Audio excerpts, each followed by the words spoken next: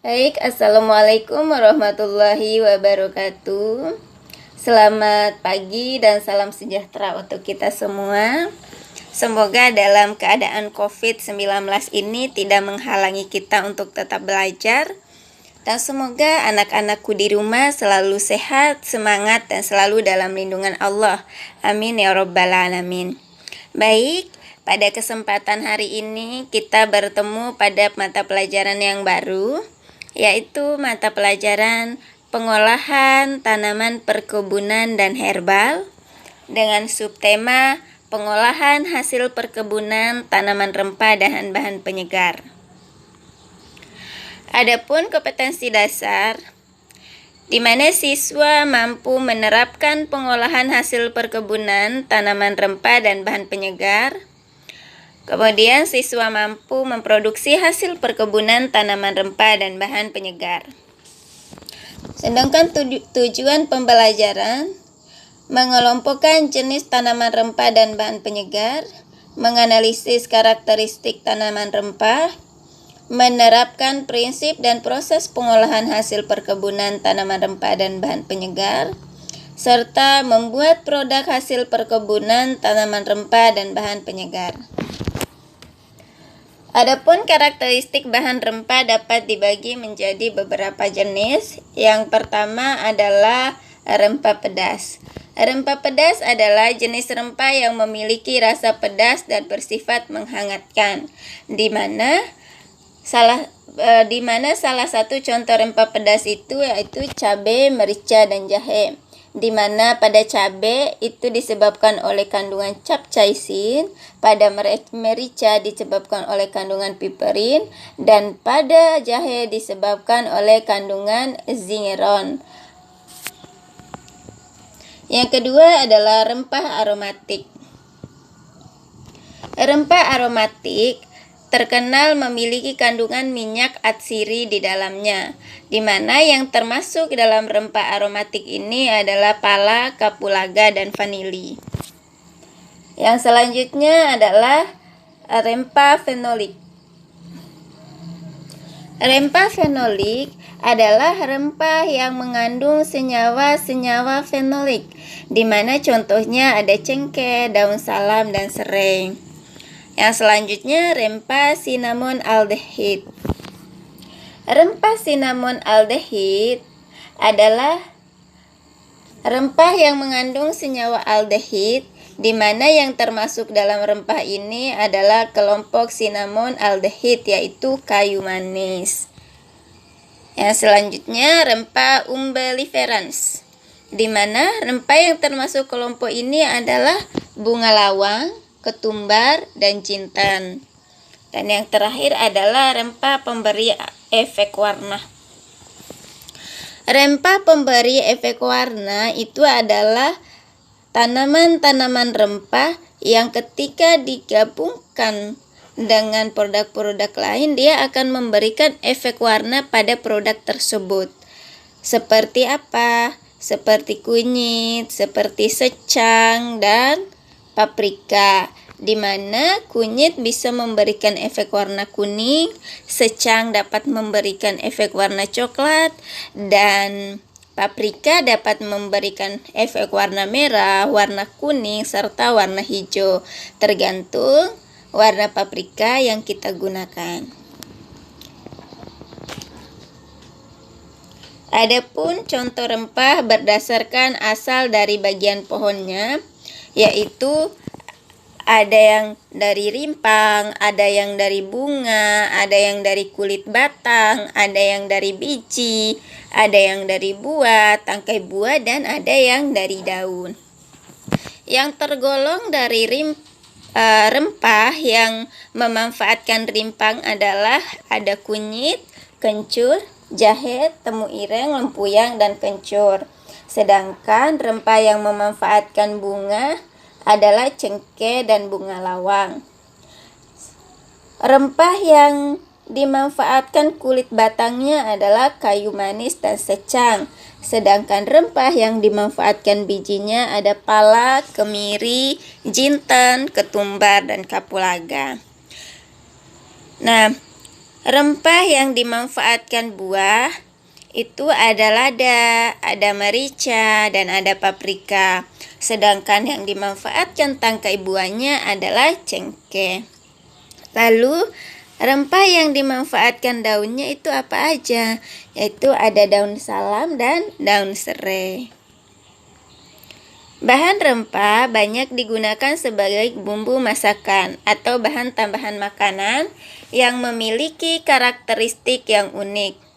Karakteristik dapat dilihat dari sifat morfologis, fisiologis, dan nilai gizi yang terkandung di dalam bahan, di mana karakteristik ini dapat digunakan untuk menentukan mutu suatu produk serta menentukan cara penanganan dalam mempertahankan mutu.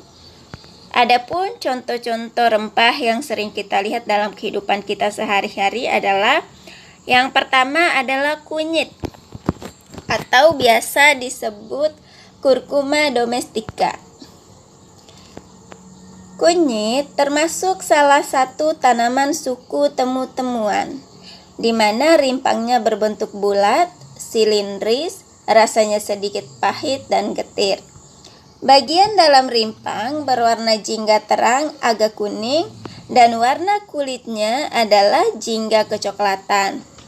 Kunyit memberikan efek warna kuning yang sensitif terhadap pH, di mana kunyit biasanya dimanfaatkan sebagai penyedap, penetral bau anyir pada masakan, serta sebagai ramuan obat-obatan. Adapun kandungan kimia kunyit per 100 gramnya dapat dilihat pada tabel. Ada air, ada kalori, karbohidrat, protein, lemak, serat, abu, kalsium, fosfor, besi, vitamin A, vitamin B, vitamin C, minyak atsiri, dan kurkumin. Yang selanjutnya adalah tanaman herbal jahe atau Zingiber officinale. Berdasarkan ukuran, bentuk, dan warna rimpangnya, jahe dibedakan menjadi 3 jenis, yaitu jahe emprit, jahe gajah, dan jahe merah. Yang pertama, karakteristik dari jahe emprit yaitu memiliki rimpang yang kecil, kemudian berbentuk agak rata dan sedikit menggembung.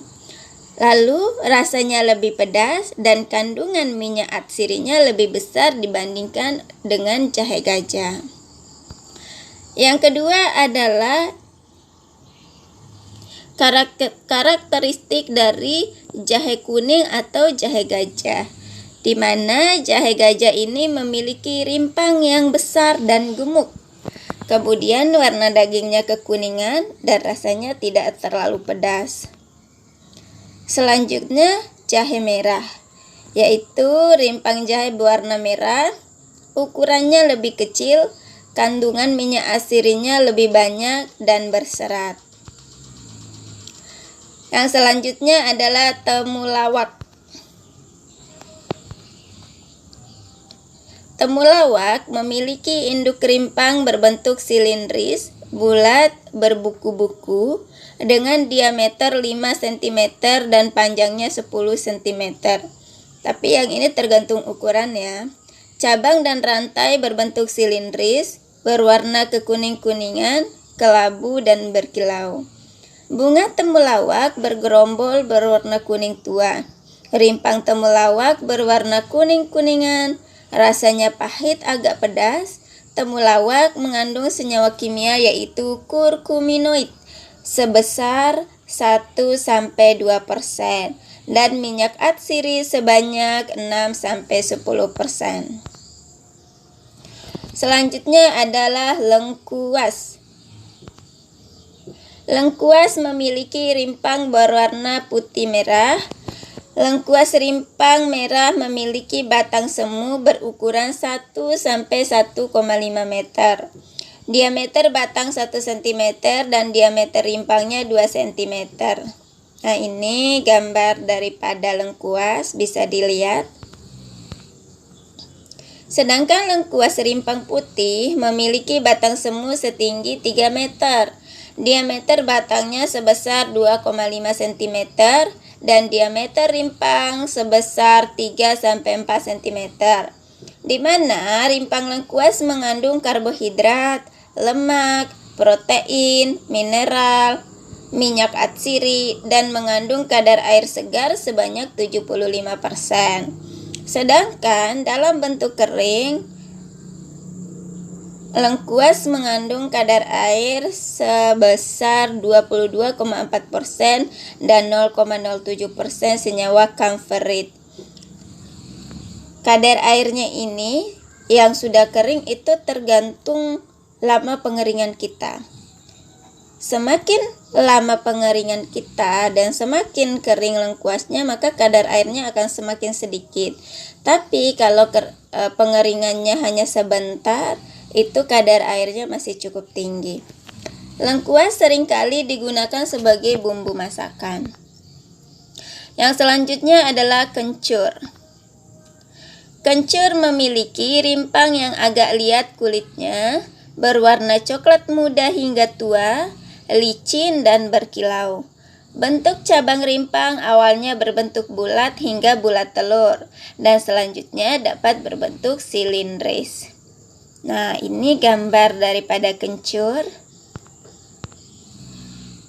Yang selanjutnya adalah cabai. Rasa pedas yang terkandung di dalam cabai disebabkan oleh kandungan senyawa kimia capsaicin yang berfungsi sebagai antioksidan, dapat menghambat perkembangan sel kanker, antimikroba, dan mempercepat proses penyembuhan sariawan. Di mana cabai juga mengandung alkaloid, flavonoid, sterol, vitamin C, vitamin A, vitamin B1 dan karbohidrat. Selanjutnya adalah cengkeh.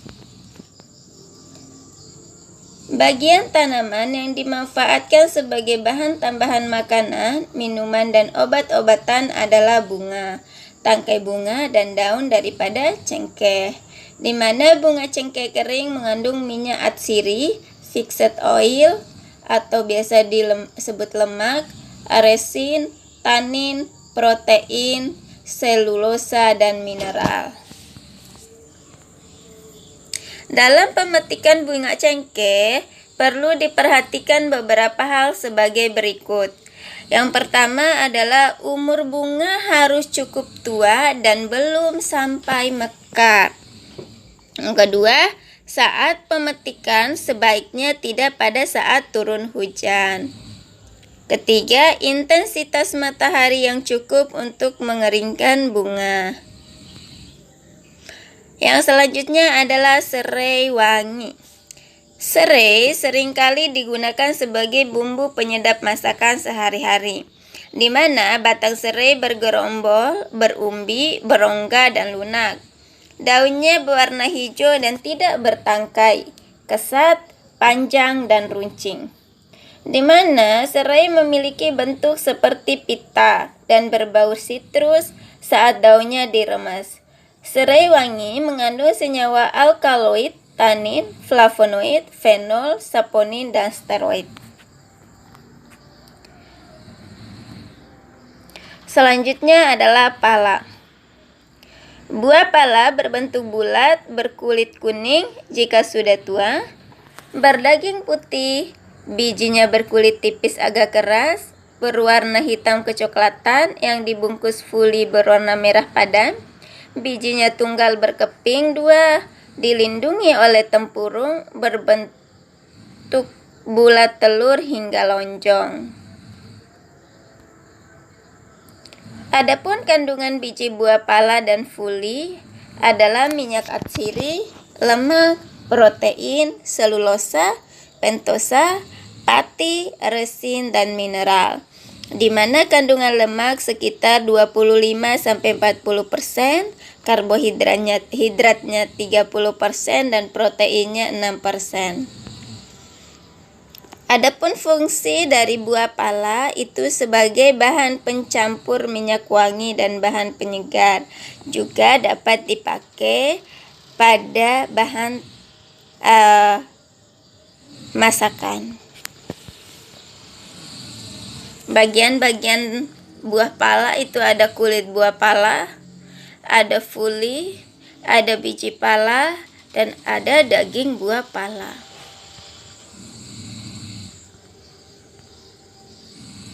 Selanjutnya adalah lada. Lada memiliki rasa pedas yang disebabkan oleh kandungan piperin, eteris, dan resin. Bagian tanaman yang digunakan sebagai rempah yaitu bijinya. Lada seringkali digunakan sebagai bumbu masakan dan obat-obatan. Yang selanjutnya adalah kayu manis. Kandungan senyawa kayu manis adalah minyak atsiri, senyawa eugol, dan kalsium oksalat, di mana tanaman ini memiliki banyak khasiat, yakni sebagai antioksidan, mencegah penggumpalan darah, menurunkan kolesterol, dan anti-infeksi. Banyak digunakan sebagai campuran sirup, kolak, maupun minuman-minuman lainnya. Yang selanjutnya adalah secang. Secang memiliki batang kayu bulat berwarna hijau kecoklatan, daunnya majemuk menyirip ganda, bunga majemuk dan berbuah polong dengan bentuk lonjong dan pipi, di mana kandungan senyawa aktif pada secang adalah flavonoid, terpenoid, brazilin, sapan, dan asam galat. Minuman secang berkhasiat untuk meningkatkan stamina tubuh, mengatasi perut kembung, masuk angin, dan diare. Nah, ini contoh kayu secang yang udah diserut. Yang selanjutnya adalah paprika. Nah, ini contoh gambar paprika bisa dilihat. Ada yang warna merah, warna hijau, dan warna kuning. Adapun perbedaan dari paprika hijau, paprika merah, dan paprika kuning, kalau dari segi rasa, paprika hijau itu rasanya pahit, kemudian paprika merah manis, sedangkan paprika kuning itu tidak terlalu pahit dan tidak terlalu manis.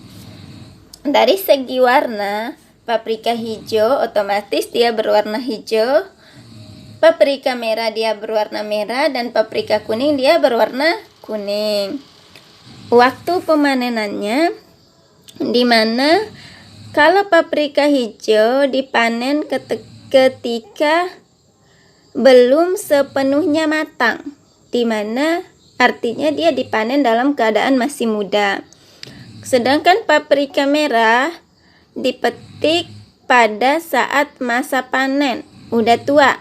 Sedangkan paprika kuning itu dipanen pada tengah masa panen, yaitu dia tidak terlalu muda dan dia juga tidak matang, artinya dia masih posisi mengkal. Adapun kandungan gizi, kalau paprika hijau itu mengandung kalium, vitamin C, dan vitamin A. Paprika merah itu mengandung kalium, vitamin C, vitamin A, likopen, pigmen antioksidan, zeaksantin, dan lutein. Sedangkan paprika kuning dia mengandung kandungan nutrisinya sama dengan kandungan gizi pada paprika hijau dan merah, namun jumlahnya yang berbeda. Yang selanjutnya adalah bunga lawang.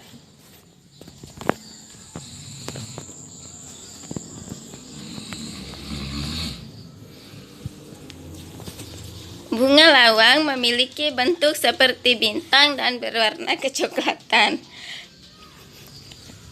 Bunga ini dipetik pada saat muda dan dikeringkan di bawah sinar matahari, di mana kandungan bahan kimia dalam bunga lawang seperti vitamin A, vitamin B6, vitamin C, kalsium, magnesium, potasium, protein, dan sodium. Di mana bunga lawang biasanya digunakan sebagai bumbu penyedap rasa masakan. Nah, ini contoh dari bunga lawang, bisa dilihat. Yang selanjutnya adalah ketumbar. Ketumbar memiliki biji kecil-kecil sebesar 1-2 mm dengan biji berongga sehingga terasa ringan. Warna luar biji ketumbar adalah coklat muda, agak tua dan coklat. Bagian dalamnya berwarna kuning muda, di mana biji ketumbar banyak mengandung kalsium, fosfor, magnesium, potasium, dan besi. Ketumbar biasanya dimanfaatkan sebagai bahan tambahan masakan. Nah, ini ketumbar. Selanjutnya adalah kemiri. Kandungan senyawa kemiri adalah lemak 60%, vitamin B1, protein, asam minyak, miristat, stearat, palmiat, asam linoleat, dan gliserida, di mana kemiri banyak dimanfaatkan sebagai bahan tambahan masakan. Nah, ini kemiri yang masih muda dan sudah dikupas. Sekian pelajaran kita pada hari ini. Semoga bermanfaat, dan jika ada yang kurang jelas bisa ditanyakan lewat chat ataupun lewat komen. Sekian, jangan lupa di like dan subscribe. Wassalamualaikum warahmatullahi wabarakatuh.